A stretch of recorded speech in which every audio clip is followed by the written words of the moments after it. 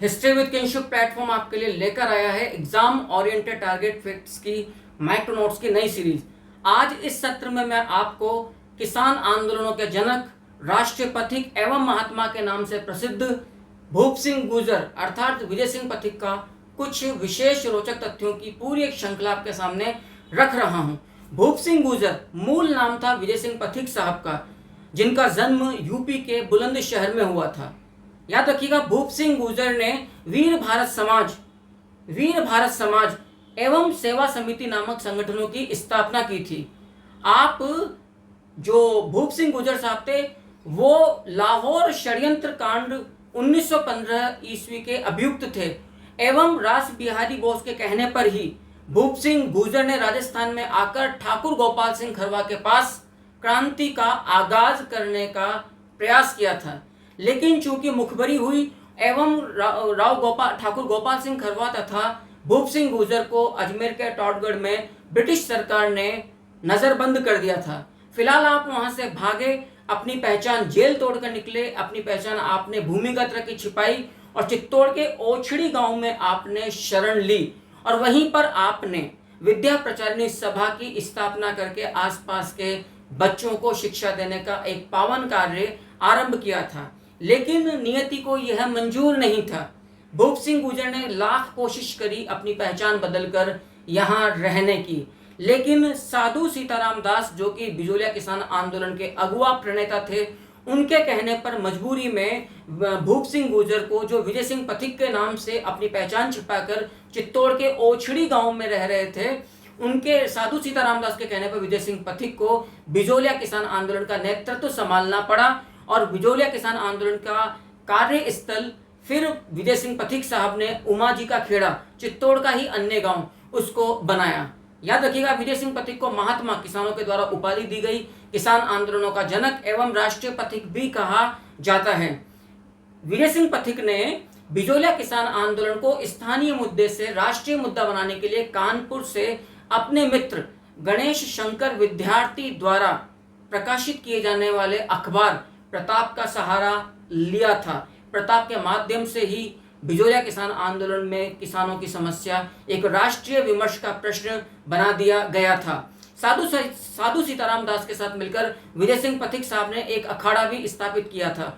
1917 ईस्वी में विजय सिंह पथिक ने मन्ना पटेल की अध्यक्षता में हरियाली अमावस्या के दिन ऊपर माड़ पंच बोर्ड या बिजोलिया किसान पंचायत की स्थापना की थी। इस प्रकार से विजय सिंह पथिक साहब के नेतृत्व में बिजोलिया किसान आंदोलन भारत का एकमात्र किसान आंदोलन है जो पंचबोर्ड किसान आंदोलन भी कहलाता है, क्योंकि उसका पूरा नेतृत्व किसान पंचायत के अधीन था। विजय सिंह पथिक साहब के कुशल नेतृत्व से प्रभावित होकर माणिक्यलाल वर्मा जी, जिन्हें राजस्थान में जन आंदोलनों का जनक भी कहा जाता है, ने अपनी सरकारी सेवा छोड़कर बिजोलिया किसान आंदोलन में सक्रिय पूर्णकालिक कार्यकर्ता की हैसियत से अपनी भागीदारी प्रकाशित की थी। 1919 में वर्धा से गांधी जी की प्रेरणा से विजय सिंह पथिक साहब ने राजस्थान केसरी नामक समाचार पत्र एवं राजस्थान सेवा संघ नामक राजनीतिक संगठन की स्थापना की थी। लेकिन जो फाइनेंसर थे जमनालाल बजाज, उनके साथ मतभेदों के चलते विजय सिंह पथिक को राजस्थान केसरी नामक समाचार पत्र एवं राजस्थान सेवा संघ नामक संगठन को अजमेर ट्रांसफर करना पड़ा 1920 में। लेकिन राजस्थान केसरी को अजमेर में लाकर उसको नए नाम से प्रकाशित किया विजय सिंह पथिक साहब ने, नवीन राजस्थान। याद रखिएगा, ये वही नवीन राजस्थान था जिसे बेगू किसान आंदोलन के दौरान प्रतिबंधित कर दिया था। तब उसे नए नाम से निकाला गया था जो कि था तरुण राजस्थान।